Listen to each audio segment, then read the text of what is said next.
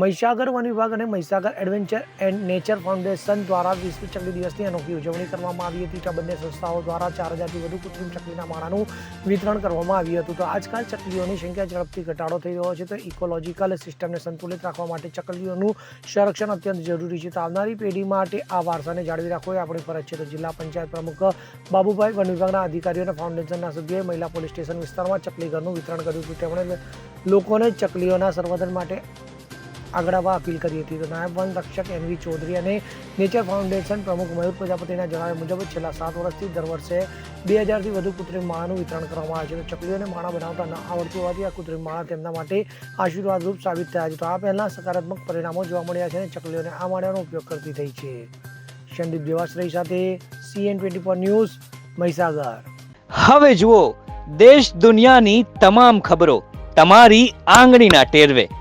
ઉઠાવો મોબાઈલ અને Google Play Store પરથી ડાઉનલોડ કરો અમારી CN24 ન્યૂઝ મોબાઈલ એપ.